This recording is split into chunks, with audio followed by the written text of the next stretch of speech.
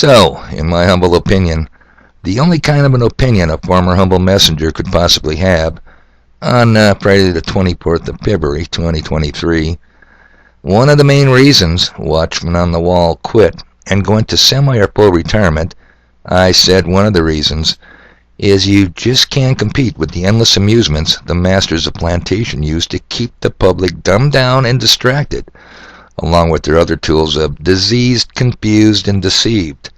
Nope, it's really a tough hill to climb, people. Now, I'm not talking on my ass, or I'm not trying to blow smoke up your ass. Nope, just the opposite is true. And in this podcast, I'll give you all the proof you need that makes my case. And that case is again? Well, that case is Watchmen messengers quit. They throw up their hands, say, fuck this, climb up the wall, and head to a bottom feeder pit nearest them for a tall, cool, crisp Millennium Budweiser. Do you doubt me on this? Oh, there goes Dave, whining again, searching for some cheese. Oh no, that's not true at all. The inspiration for today's podcast comes from the fact I have to head to the bush today. Not that kind of bush, TC, you most naughty little girl. The bush where I cut firewood. No choice. I'm damn near out on level 7. And my problem? Have you seen the weather report? It is not only brutal and barbaric, it is the weather Raytheon and Lockheed Martin prescribed for my area. People, get over your bad self. They have been playing with the weather since the 1940s. They started getting really good at it in the weather control modification areas in the 1960s. And today, they are professionals extraordinaire, masters of the craft. So drop this Mother Nature can be a bitch bullshit.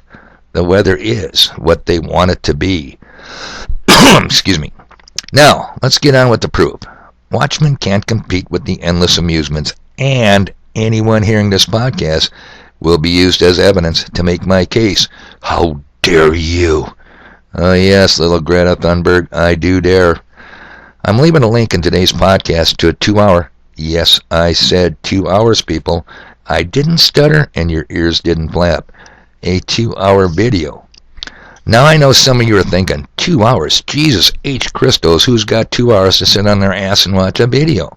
First, it's on YouTube. You don't have to watch it all in one sitting. Well, do you now? Secondly, and here's my point, people, you remember the recently played Super Bowl? Yep, the satanic shit show lasted more than 2 hours, didn't it? And millions of brain dead watched it in one sitting. Millions. Were you one of the millions? Only you can answer that. I'm betting very few of you will watch this link below.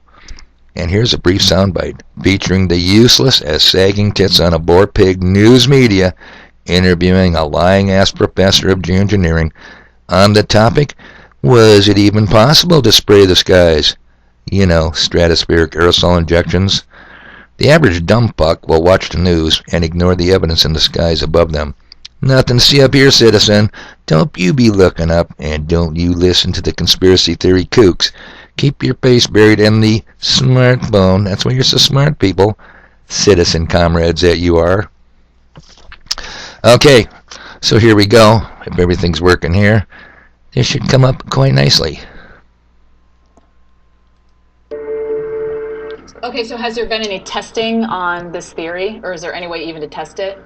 I think that in the New York Times articles, the scientists at Harvard were trying to put in place an experiment somewhere, I don't remember in which region, to actually try to release some of these chemical compounds and measure all these radiative balances that take place. But I was going to say, how do you test this? Because you have such a large patient, if you will. I don't know if a regional test of this kind of release of compounds was scaled to a global effect. Mm-hmm. And then there's all the issues of time scales, like some of the responses of Climate Earth are delayed. Right, that's so true. Imagine like you have a knob in your shower, in an old shower, and you're turning the knob towards the hot water, and it's not coming. Freezing, so we all know that. And then all of a sudden it becomes so hot, and you're like, oh my gosh, it's so hot, and you turn it down so quick, and then it's hard to actually balance that these two. All right, Dr. Lorenzo, we certainly appreciate you coming on. And the question is, can we outsmart Mother Nature? Big clue about she that. always seems to, react. What you just said is one of the most insanely idiotic things I have ever heard. At no point in your rambling, incoherent response were you even close to anything that could be considered a rational thought. Everyone in this room is now dumber for having listened to it. I award you no points, and may God have mercy on your soul.